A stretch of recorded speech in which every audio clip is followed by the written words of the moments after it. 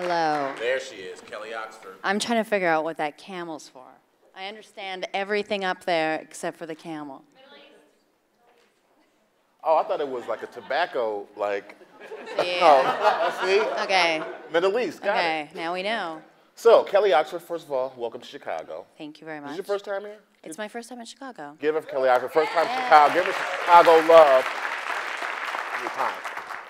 So, let's get to this, Kelly. Now, we had this piece run in the Red Eye. I think that was last week, where I asked you a few questions. And one of my friends was like, she was so mean to you. I'm like, what? She wasn't mean to me. When? We did this interview piece in the Red Eye where I asked, well, can you be funny with writing a tweet?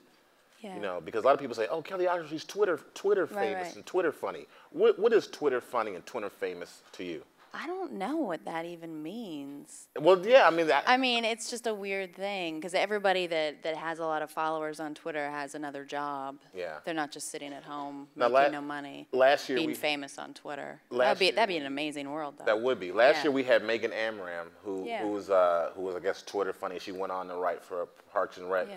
You have a new book. What is the title? I keep messing up. What is the title of your book? Everything is perfect when you're a liar. And like liar, liar, pants on fire. Right. That's why your pants are in flames. That's why my pants are in flames. So tell folk out there your story. How you came from Canada to LA. Well, when I was a kid growing up, I always wrote. I wrote tons.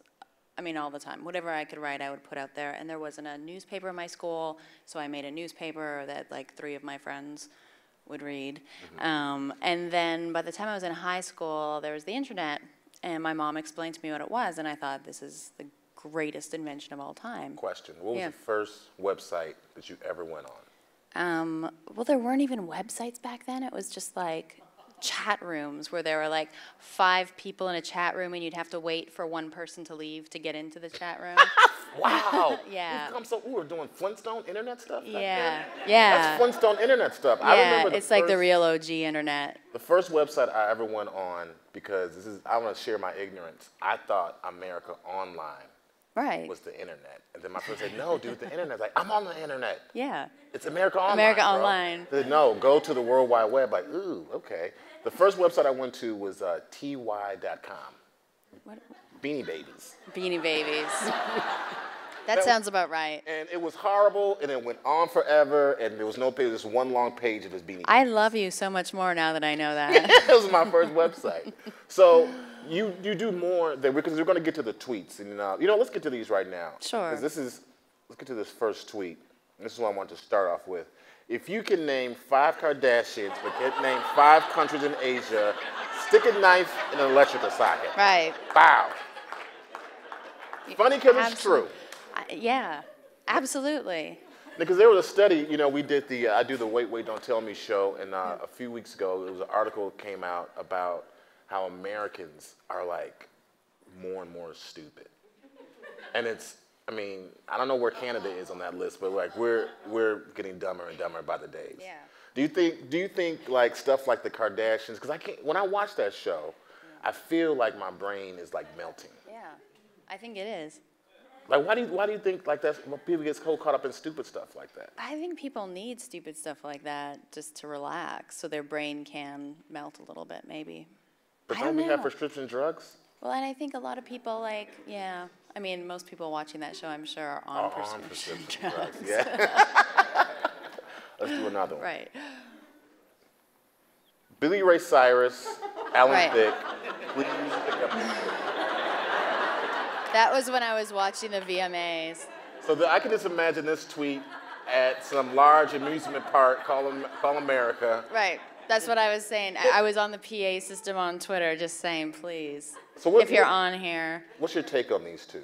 Unpack this tweet for me. Oh, well, Robin Thicke, I think, is just, he's just making it for the first time. He's kind of older to be making it. And I'm actually a Miley Cyrus supporter. I think she's kind of just doing her thing. She's horny.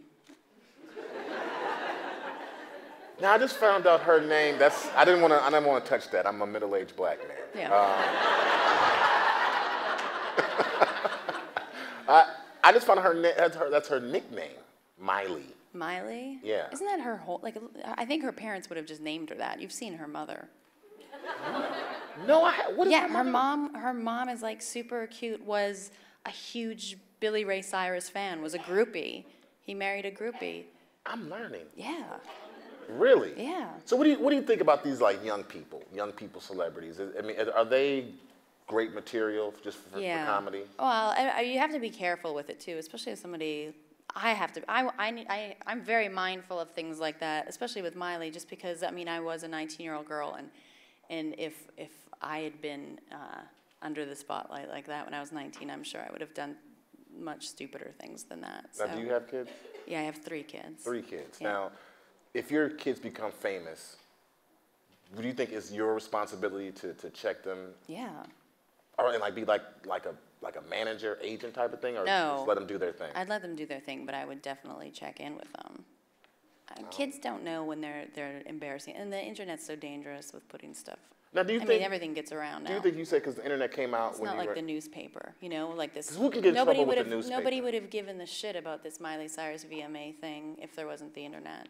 Now, do you think the internet changed because you were in high school and the internet came out? Do you think how much do you think the internet has changed? It's changed. I mean, it didn't change until Facebook. When Facebook came out, then everybody sort of joined the internet and started using it on a daily or by minute basis, checking what was going on in the world. So I didn't, just because I've been on it for so long, I didn't see a change in the landscape until Facebook, and I was like, oh, well, now finally everybody's fucking on it, and they're on it. I keep wanting to put It's crazy. coins and Yeah. man, that's Do it. throwing me Thank off. you. I Thank know. you. One for the children. Let's do this one. Okay. Tweeting unfollow is like crashing a party you weren't invited to, then announcing you're leaving when no one knew you were there. Yeah. I get these tweets once in a while that just say unfollow, and I was like, I'm great. Who are you? Who you? I didn't even know you were here, but thank you for letting me know you're leaving. Now, how many followers do you have now? I think I have like 500,000 followers. Half a million individuals with heartbeats care Yeah. about your 140 characters. Yeah. Now, how does that make you feel? Or is this part of the business? I mean, I feel like there's maybe like 25 to 100 of them online anytime I write anything, so. Now, at that I haven't point, really grasped it. when you start, when you got 1,000 Twitter followers, how'd you feel? How'd you feel when you got Right. 10,000? It snowballed for a while, like in 2010, because Roger Ebert kept retweeting me for like 3 months, like every day, and I got a ton of followers from that. So I was really excited then. And then like John Mayer retweeted one of my tweets once, and I got 10,000 followers from one tweet being retweeted. Really? And then just since then, there was nothing that huge. It was just a build up at the beginning, and then it's been sort of like a slow pace. Let's try this one. Let's do another one. Let's see what I said. TIP. Tip. If you want to find the biggest asshole at your party, leaving a goose. Right. Like, I mean, do you think that's like, true. I can't help myself? And then he's. Yeah, no, it's just, I thought of that because we were having a party and my husband's like, where's the guitar? We got to put it away. Because there's going to be that dude. Well, because somebody's going to pick it up. Somebody's going to get drunk enough to pick it up, and then we're going to all have to hear them do whatever they do. See, that's in my community, Yeah. we don't do that.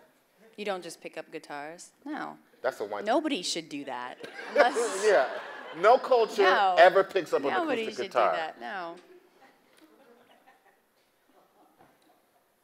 Sometimes it feels like people who love Jesus forget he was a liberal Jew who hung out with a bunch of bros and a whore and gave people wine. It really feels like that most of the time to me. They forget that. They forget it. I think I wrote that one day because I said "God damn" in a tweet, and this person was really mad at me for using the Lord's name in vain, and just kept sending me tweet after tweet about using the Lord's name in vain. So instead of responding to them, I wrote that and posted it. That's hilarious. Yeah. Now, do you think sometimes, Twitter can give you sort of a platform, since you have 500,000 followers, to give you a platform to do whatever you want? Or is this sort of the foyer to, go and do a screenplay or Right. a movie? Well, I sort of use it because I am a writer and I'm a screenwriter. I write television pilots and the book. I sometimes just use it as like a sounding board just for what works and what doesn't work. What jokes people like when I talk about my kids. People like when I talk about religion. People like when I talk about pop culture. So I know when I'm writing something, I can throw something out to see if it works or not. That's sort of how I use Twitter. So you being from Canada, and now you live in LA, do you think that has sort of changed the approach and how you feel things are funny? Because for me, I feel like my friends who have moved to LA, who lived here in Chicago, their jokes aren't as edgy, or their Right. jokes, they sort of get that sort of LA glaze over them. Do you think Right. that has changed you, or do you think Canada helps you? I think it would more if I didn't have 3 kids. Like I'm pretty grounded. Like I'm grounded as in like I can't fucking leave my house whenever I want and go out because I have 3 kids. So I don't really think my life has changed too much between Canada and LA that way, just because I've got the kids. I mean, if I didn't have them, I'm sure I'd be a drug addict by now. No. Say it ain't so, Kelly. I think it is. So before we let you go, what is next for you? What is next for me? I'm gonna write a second book, and I'm writing a movie and doing a rewrite for another movie I have at Warner Brothers. I just sold my 4th pilot, which will not be made like my other pilots, at Fox. Well, let's talk about that. I just sold it to Fox last week. But so- that's you're a content creator, you know, Yeah. and that's your job. Yeah, I prefer that. I mean, I've been offered to staff on lots of different shows and Modern Family and stuff, but because I have the opportunity to write pilots every season and generate my own content, I've chosen to do that instead of staff on a show. So let me ask you this: as far as ladies, make some noise out there, ladies. For the lady, Yeah. as for repping for the ladies in comedy, because a lot of times it seems to me like it could be just a white bro factory as far Yeah. as comedy is concerned. How do you feel you can muscle in and fit your way and find in the game? I think if you just make sure if you know what your point of view is, because nobody has the same point of view as you. So, I mean, if you're writing comedy, definitely make sure that you're putting a lot of yourself in there, and don't look to what other comics sort of are doing. Just really what you see, make sure that you're really honing in on what you're seeing and communicate what you're seeing because nobody can replace you, and that's what makes you invaluable as an artist, as a writer, as a comedian, is that you're you. Nobody can hire somebody else to do that job. You're the only person that can do that job. You might have an idea that 10 other people have had and pitched, but because it's you and you have your personal skew on it, these people will know, oh, I need this person for the job because they're the only one that can write it the way that I want to hear it. And what lady do you look up to in comedy or in comedic writing or in media? There's just so many. There's so many of them. I really love Amy Poehler. Yeah, she's a really cool lady, and she isn't, on all the time. She's a mom, and she's hilarious. And she gives 100% all the time when she's performing. So I do love her a lot. All right. Yeah. You will be signing a book after this and Just selling. one, and you can all fight over it. Yeah, it could be a straight MMA battle over who can get Kelly Oxford's book. We'll be signing it and selling it after this Perfect. talk. Thank you so much, guys. Thank Give it you up for so Kelly much. Oxford, everybody.